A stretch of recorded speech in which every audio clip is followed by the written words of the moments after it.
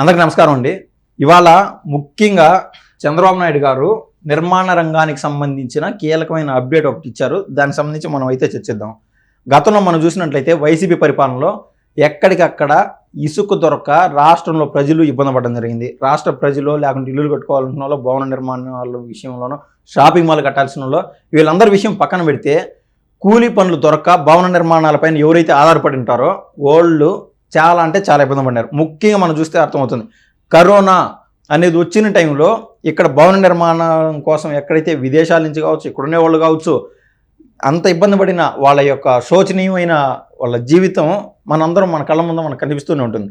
అయితే గతంలో వైసీపీ యొక్క ప్రభుత్వంలో ఈ యొక్క భవన నిర్మాణ కార్మికులు యొక్క లైఫ్ స్టైల్ ఎట్టుండిందంటే ఆల్మోస్ట్ కోమా స్టేజ్లో ఉండింది. వెంటిలేటర్ పైన ఉందనుకోవచ్చు. ఇవాళ కూటమి ప్రభుత్వం వచ్చి అక్షరాల దాదాపు 7 నెలలు అవుతుంది.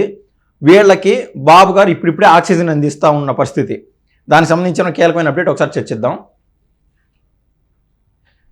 నిర్మాణ రంగాన్ని నిలబెడతాం, రియల్ ఎస్టేట్ బాగుంటేనే సంపద సృష్టి, బ్రాండ్ ఏపీతో ముందడుగు, గుంటూరు నరెడ్కో ప్రాపర్టీ షో ప్రారంభోత్సవంలో సీఎం చంద్రబాబు గారు. ఇక్కడ చూస్తే మనకు అర్థం ఉంటుంది. రీసెంట్గా గుంటూరు విజయవాడ పరిధిలోనే కాదు, మిగిలిన రాష్ట్రంలోని ఏదైతే మున్సిపాలిటీస్ పరిధిలో ఉంటాయో వాటికి సంబంధించి కొన్ని 7 కిలోమీటర్ పరిధిని కూడా ఆ మున్సిపాలిటీలోకి కలిపినట్లు ఈ మధ్య చేశారు కూటమి ప్రభుత్వం. అంటే అది కూడా మున్సిపాలిటీలోకి రానున్నందున ఆ యొక్క విలేజెస్ ఏవైతే ఉంటాయి 7 కిలోమీటర్ పరిధిలో వాటి భూముల రేటు కూడా పెరిగే పరిస్థితి. దాని అర్థం ఏంది? రియల్ ఎస్టేట్ బాగుంటేనే అందరూ ఆ యొక్క ఓనర్స్ ఎవరైతే ఉంటారో ఆ ల్యాండ్కి సంబంధించి వాళ్ళు బాగుంటారు.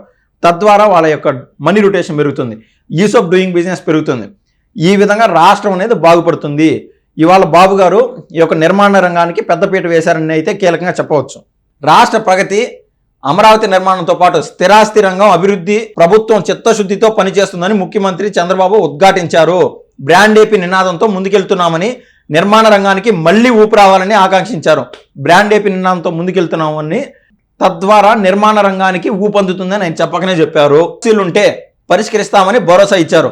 నరెడ్కో ఆధ్వర్యంలో గుంటూరులోని చేబ్రోలు హనుమయ్య మైదానంలోని ఏర్పాటు చేసిన నరెడ్కో ప్రాపర్టీ షోను చంద్రబాబు గారు ప్రారంభించడం జరిగింది.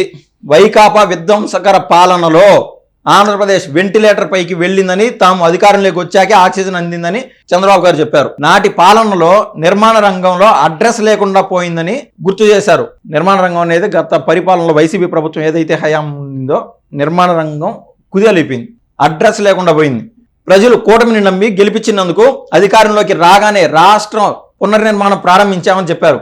రియల్ ఎస్టేట్ రంగం బాగుంటేనే సంపద సృష్టి జరుగుతుందని, రాష్ట్రంలో దాదాపు 40 లక్షల కుటుంబాలు నిర్మాణ రంగంపై ఆధారపడి జీవిస్తున్నాయి. ఉచిత ఇసుక విధానం ద్వారా కొరత లేకుండా చేశాం. గతంలో ఇసుక అమ్ముకునేవాళ్ళు, వీళ్ళకే కన్నా కూటమి ప్రభుత్వానికి ఏదైనా డబ్బులు అవసరమనో లేకుంటే రాష్ట్రం యొక్క పరిస్థితి అధఃపతాలని పడిపోయి ఉన్నదనో బాబు గారు నిజంగా ఆలోచన చేసినంటే ఈ యొక్క కీలకమైన నిర్ణయం ఇసుక ఫ్రీగా అమ్ముతాము అనే మాట అయితే ఇచ్చిండేవాళ్ళు కాదు. ఇసుకని ఫ్రీగా ఇస్తున్నారు.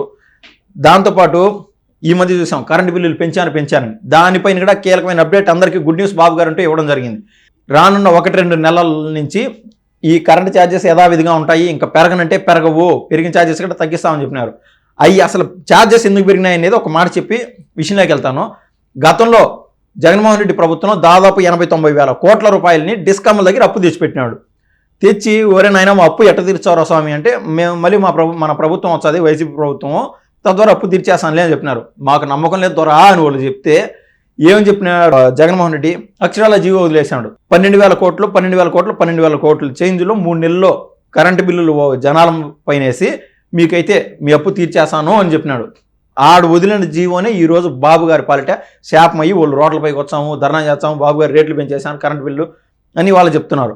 అదంతా జగన్మోహన్ రెడ్డి చేసిన తప్పే. సరే, విషయంలోకి నిర్మాణ రంగానికి సంబంధించిన వెళ్తే జిఎస్టీ రియల్ ఎస్టేట్ రంగం వాటా 7.3% ఉంది.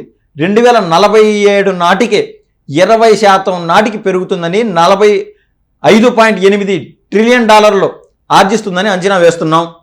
ఆయన క్యాలిక్యులేషన్, ఆయన ఎకనామిస్టు, అది నాకైతే అర్థం కల, మీకు అర్థమవుతుందని చెప్తున్నాను. నరెడ్కో, క్రెడా వంటి సంస్థలు కలిసి ముందుకెళ్ళాలి. అన్ని రంగాల్లోనూ అభివృద్ధి చేస్తేనే ప్రజల జీవన ప్రమాణాలు పెరుగుతాయి. మీరేమో ఈ మాదిరి అంటూ ఉంటారు, వాళ్ళు ఎక్కడైనా ఒక శవం కనుక కనిపిస్తే చంద్రబాబు గారు నాశనం చేశారు, టార్చర్ పెడుతున్నాడు, వీళ్ళు శవం కోసం వెయిటింగ్ సార్. కుదిరితే దానిపైన కూడా ఈ వ్యవస్థను ఇంకొంచెం పటిష్ట చేసి అటువంటి మూర్ఖులకి అవకాశం ఇవ్వకుండా చూడమని నేనైతే కోరుకుంటున్నాను.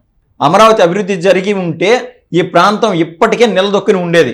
5 ఏళ్ల వైకాపా పాలనలో నిర్మాణ రంగాన్ని దెబ్బతీసింది. అమరావతి అభివృద్ధి జరిగింటే ఇది అమరావతి అనేది పెద్ద సబ్జెక్ట్. ఇది సబ్జెక్ట్ అనే కాదు, ఒక ఎమోషన్ అనమాట రియల్గా చెప్పాలంటే.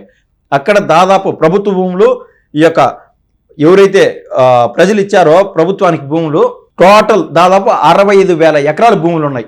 అన్ని ఈ యొక్క రోడ్లు కావచ్చు, ఈ యొక్క బ్రిడ్జులు కావచ్చు, పార్కులు కావచ్చు, అదేవిధంగా ఈ సచివాలయాలకు కావచ్చు, ఈ యొక్క అసెంబ్లీ భవన నిర్మాణాలకు కావచ్చు, పెద్ద పెద్ద కంపెనీలకు ఇచ్చే స్థలం కావచ్చు, అన్ని పాను కూడా ప్రభుత్వం చేతలో దాదాపు 17,000 నుంచి 18,000 ఎకరాలంటూ ఉంటుంది. అది ఆ రోజు ఈరోజు గజం ధర 60,000 రూపాయలు ఉన్నది. గతంలో చూస్తే జగన్మోహన్ రెడ్డి ప్రభుత్వంలో 15,000 17,000 పడిపోయింది. ఆ మాదిరి చేసేసాడు అమరావతిలోని భూముల్ని. నిర్మాణ రంగం ఏమైనా బాగుంటే ఆ మాదిరి భూముల రేట్లు పడిపోయిండు. ఆడ రాజధాని లేదు అని చెప్పినాడు, అది కూడా ఓకే, ఆయన ఆలోచనలు సౌత్ ఆఫ్రికానో ఇవన్నీ ఆలోచనలు ఉండొచ్చు. కానీ నిర్మాణ రంగం అనేది కన్నా పటిష్టంగా ఉంటే ఆ యొక్క గజం భూము 16,000 17,000 18,000 పడిపోయి ఉండదు. కనీసం ఒక 38,000 35,000 అయినా ఉండేది. అప్పుడు ఎవరికైనా పెళ్లి చేయాలనో, బిడ్డలకి ఏమన్నా చదువుల కోసమనో, విదేశాలు పంపించడానికో డబ్బులు లేక అల్లాడిపోయినారు. ఉండేమో నమ్ముకోలేరు, ఏమి చేయాలి తనకలాడిపోయినారు జనాలు. జనాల జీవితంతో ప్యాకటాడేసినాడు ఒక మాట చెప్పాలంటే జగన్మోహన్ రెడ్డి. ఈ నిర్మాణ రంగానికి సంబంధించి ముఖ్యంగా 40 లక్షల మంది జీవితాలని ఇష్టానుసారం చల్లా చెదురు చేసేసాడు. ఇదే ఈ అమరావతికి సంబంధించి ఏదైతే మిగులు భూములు ఉంటాయో వాటి రేట్లు 60,000లో ఉండేది దాదాపు 3 లక్షలకు వెళ్ళబోతున్నాయి. అప్పుడు మనం చూస్తే 40 లక్షల కోట్ల రూపాయలు ఆంధ్ర రాష్ట్రానికి మూల ధనంగా నిలబడుతుంది. 40 లక్షల కోట్లు. ఇప్పుడున్న మనకున్నటువంటి అప్పు 16 లక్షల కోట్లు ఆల్మోస్ట్, లేదా ఇంకా 3 లక్షల కోట్లు ఎక్స్ట్రా అవుదాం అనుకుందాం. ఈలోపు వీళ్ళు ఏమైనా ఎక్కడైనా డెవలప్మెంట్ కోసం 5,000 కోట్లు 16,000 కోట్లు ఎంతైనా అప్పు చేస్తే బాబు గారు అప్పు చేసేసారు ఈ లైన్లో ఉన్నారు. మనం చూస్తే అర్థమవుతుంది. ప్రతి నెల 6,000 కోట్లు దాదాపు వడ్డీ రూపంలో కట్టాల్సి వస్తుంది ఈ కూటమి ప్రభుత్వం గతంలో చేసిన జగన్మోహన్ రెడ్డి చేసిన అప్పులకి. కానీ మనం ఆ ఒక నెలలో మనకు వచ్చే ఆదాయం ఎంతంటే 11,000 కోట్లు. ఇది ఆయన చేసిన పరిస్థితి. ఇప్పుడు బాబు గారు ఒక పక్క డెవలప్మెంట్ చేస్తూనే అప్పులు కట్టుకుంటా తలమునకలో ఈత పోతున్నాడు. ఆ 40 లక్షల కోట్లు ఏదైతే అమరావతి నుంచి వస్తుందో దాంట్లో 20 లక్షల కోట్లు అప్పు అనగా 20 లక్షల కోట్లు మనము ఫ్రీ అప్గా ఉంటాం. ఈ యొక్క మిగులు బడ్జెట్ లేక వస్తాం. దేశం లేకలా మనది నెంబర్ 1 అవుతుంది. ఇది జరగడానికి ఎక్కువ రోజులు అయితే పట్టదు. 4 ఏళ్ళ నుంచి 5 ఏళ్ళు మ్యాక్సిమం. బాబు గారు ఏమన్నారంటే 3-3.5 సంవత్సరం అన్నారు. నా అంచనా ఏంటంటే ఒకవేళ ఇటువంటి పరిస్థితులు ఉత్పన్నం అవుతాయి కదా, కృష్ణా వరదలు వచ్చినప్పుడు ప్రకాశం బ్యారేజ్ని కూడా ఈ యొక్క పడవల్లో ఇసుగులు వేసి కొట్టేద్దామని ప్రయత్నం చేశాడు నందిగం సురేష్. ఈ యొక్క అంటే సృష్టితో కూడా చెలగాటం ఆడే టైప్ వైకాపా బ్యాచ్. కాబట్టి ఇటువంటి ప్రమాదాలు ఏవేవో జరుగుతుంటాయి. ఈ రాజకీయంగా కొంచెం రోజులు వెనకబడతా ఉండొచ్చు. ఇలా డేస్ క్యాలిక్యులేషన్ వేసి కూడా మ్యాక్సిమం 4 ఏళ్ళు 4.5 సంవత్సరం అవుతుంది. మన ఆంధ్ర రాష్ట్రం మిగులు బడ్జెట్ లేకంటూ రావడం ఖాయంగా నాకైతే అనిపిస్తుంది. విశాఖ, గుంటూరు, నెల్లూరు, కర్నూలు, తిరుపతిని కూడా అభివృద్ధి చేస్తాం. నిర్మాణ రంగంలో నిబంధనలను సరళీకృతం చేసి మంచి పాలసీ తీసుకొచ్చాం. వచ్చే 2 నెలల్లో డాష్ బోర్డు తీసుకొచ్చి నిర్ణీత సమయానికి భవన నిర్మాణాలకు అనుమతులు ఇస్తాం. సకాలంలో అనుమతులు ఇవ్వని అధికారులపై చర్యలు ఖచ్చితంగా తీసుకుంటాము అని చంద్రబాబు గారు నేనైతే సభలో చెప్పడం జరిగింది. కార్మికులకు నైపుణ్య శిక్షణ ఇప్పించి వారి ఆదాయం 3 రెట్లు పెరిగేలా చూపిస్తాం. రాబోయే 5 ఏళ్లలో వివిధ రంగాల్లో 20 లక్షల ఉద్యోగాలు కల్పించడమే లక్ష్యంగా పనిచేస్తున్నాం. ఏదేమైనా జగన్మోహన్ రెడ్డి గతంలో 3 నెలలకు లేదా 6 నెలలు వెయిట్ చేయించి 5,500 రైతు భరోసా అట్లా వేసేటప్పుడు వాస్తవంగా రైతులు వెయిట్ చేసేవాళ్ళు. నేను 5,500 అన్న పడితే బాగుంటారు స్వామి. జనాలు ఆ విధంగా తయారు చేసేసాడు. అంటే బతకలేక ఏడన్నా ఉద్యోగాలు చేసుకోలేక ఈ పని చేశాడు జగన్మోహన్ రెడ్డి. బాబు గారు ఏం చెప్తున్నాడు, ఏదైతే ఆ రైతు భరోసా కోసం 5,500 కోసం వెయిట్ చేశాడో వీళ్ళు ఇచ్చేది ఇస్తున్నారు. ఇక జూన్ నెల నుంచి ఇస్తున్నారు. దాంతోపాటు ఆ రైతు యొక్క బిడ్డ కొడుకు కావచ్చు, కూతురు కావచ్చు, వాళ్లకు ఉద్యోగాల కల్పనే లక్ష్యంగా వీళ్ళ ఆలోచన ఉండదు. తద్వారా రాష్ట్ర ఆదాయం కూడా పెరుగుతుంది. ఎందుకంటే వాళ్ళు కట్టే జిఎస్టీలో, ట్యాక్సేషన్లో ఇవన్నీ ఉంటాయి కదా. బాబు గారు ఆలోచన విధంగా దేశంలో ఏ ఒక్క నాయకుడైనా 20 లక్షల ఉద్యోగాలు ఇస్తాము అని ఏ నాయకుడైనా చెప్పగల ధైర్యం ఉన్న వ్యక్తి ఉంటే దయచేసి కామెంట్ రూపంలో తెలియజేయండి. ఒక బాబు గారు తప్ప, కూటమి ప్రభుత్వం తప్ప, లోకేష్ బాబు తప్ప, కళ్యాణ్ బాబు తప్ప. వైకాపా ప్రభుత్వ నిర్వాహకంతో టీడీఆర్ బాండ్లలో కొందరు నష్టపోయారు. వీటిని గత పాలకులు అక్రమాల్లో చేశారు. వాటిని ఎవరిని వదిలిపెట్టాం. ప్రతి నెల స్వచ్ఛ ఆంధ్రప్రదేశ్ అంట. దానికి సంబంధించి ఆల్రెడీ కేంద్రం ఒక స్వచ్ఛ భారత్ కోసం ఒక ప్రోగ్రామ్ ఒకటి తీసుకొచ్చింది. అది ఏ స్థాయిలో నడుస్తుందో మనందరికీ తెలుసు. ప్రతి ఒక్కటి కూడా వ్యవస్థలు దాని అంతటా సక్రమంగా పనిచేయాలని మనం కూడా కోరుకుంటాం. బాబు గారు ఏం మాటిస్తున్నారంటే ప్రతి నెల స్వచ్ఛాంధ్రప్రదేశ్ అంటే రాష్ట్రంలో ఇంకా ప్రతి నెల 3వ శనివారం స్వచ్ఛాంధ్రప్రదేశ్ కార్యక్రమానికి శ్రీకారం చేపడుతున్నాం. బిల్డ్ ఏపీ నినాదంతో అమరావతిలో 50,000 కోట్లు ప్రారంభిస్తున్నాం. ఇది స్వయం ఆర్జిత ప్రాజెక్టు. ఇందాక మనం ఏదైతే చెప్పామో ఈ అమరావతికి సంబంధించి మనం కాస్త ఎనర్జీ ఇచ్చి అమరావతిని డెవలప్ చేస్తే అమరావతి దానంతటికి అదే డబ్బు సంపాదించుకోగలుగుతుంది. ఇందాక చెప్పా కదా, మ్యాక్సిమం పడి ఇంకో 2 లక్షల కోట్లు 3 లక్షల కోట్లు ఏది ఎక్కువ స్థాయిలో పెడితే, కానీ ఇంకొక 20 లక్షల కోట్ల రూపాయలు అప్పులు తీర్పాను కూడా మన రాష్ట్ర బడ్జెట్ మిగులు వస్తుంది. ఓవరాల్గా థియరిటికల్గా చెప్పాలంటే హైదరాబాద్ ఔటర్ రింగ్ రోడ్డు కన్నా పెద్దదిగా అమరావతి చుట్టూ 180 కిలోమీటర్ల రింగ్ రోడ్డు నిర్మాణం పూర్తయితే గుంటూరు అమరావతి నగరాలు కలిసిపోతాయి. శబాష్. తీర ప్రాంతాన్ని సమర్థంగా ఉపయోగించుకొని పోర్టులు అభివృద్ధి చేస్తాం. రామాయపట్నం పారిశ్రామిక టౌన్షిప్గా మారుతుంది అని చంద్రబాబు గారు చెప్పారు.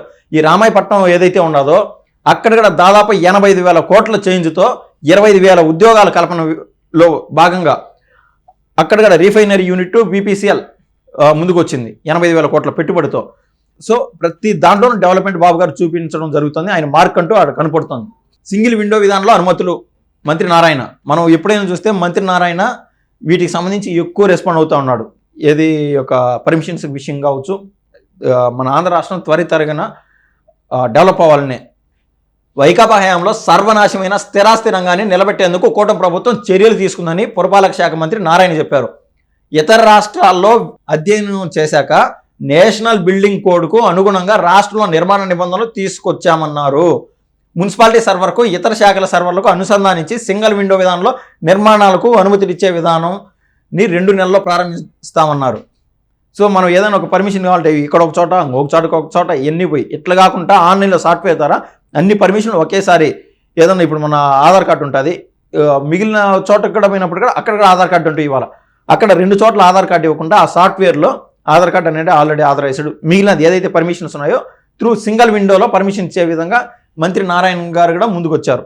సో ఈ సభ యొక్క ముఖ్య కారణం ఏంటంటే నిర్మాణ రంగానికి మళ్ళీ ఎనర్జీ ఇచ్చే విధంగా చంద్రబాబు గారు అంటూ నిర్ణయం తీసుకోవడం జరిగింది. ఇది ఇవాళ ముఖ్యమైన విషయం. మరో విషయంతో మరోసారి ముందుకు వస్తాను. ధన్యవాదాలు.